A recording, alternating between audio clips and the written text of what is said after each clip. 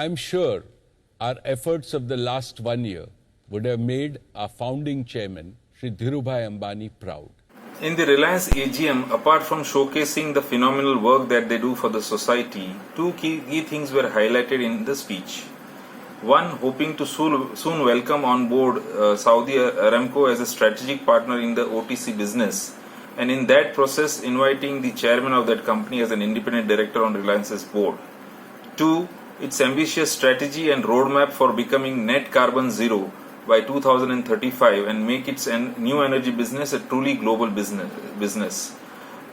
This will be done by setting up 4 gigafactories, 1 for production of solar energy, 2 for storage of intermittent energy, 3 production of green hydrogen, and 4 for converting hydrogen into motive and stationary power.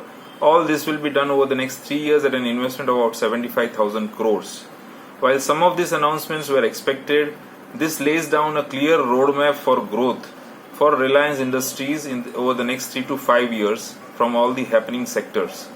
Referring to disciplined capital allocation approach, preference for pursuing asset-light strategies and emphasis on superior investment-grade ratings suggests higher awareness for value creation for shareholders.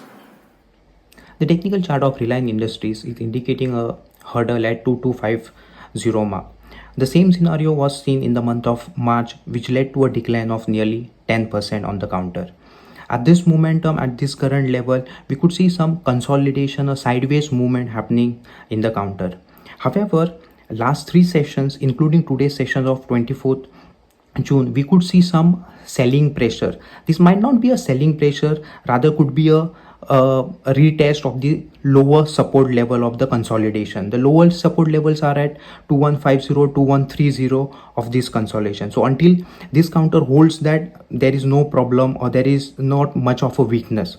Similarly, there is a formation of a golden cross happening on the daily chart of Reliance Industry. A positive crossover of 50 DMA, 50 days moving average with 200 DMA indicates a bullish signals.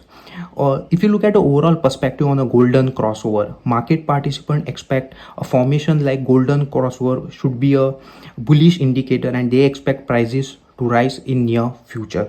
So if a golden cross happens, which seems likely as the counter is hovering around the lower support level of 2150 2130 mark, we see this counter reversing toward 2250 and then a breakout about 2250 can trigger a rally towards 2500 for this counter. Now the immediate support at current levels, at the support lower support levels for Reliance comes at 2080 to 2000 levels. From a medium term perspective, until this stock holds the support of 1850, there is no need to worry for any major weakness. Anything nearby to the support levels will be always viewed as a buying opportunity, as a long opportunities in the Reliance Industries as per the technical chart.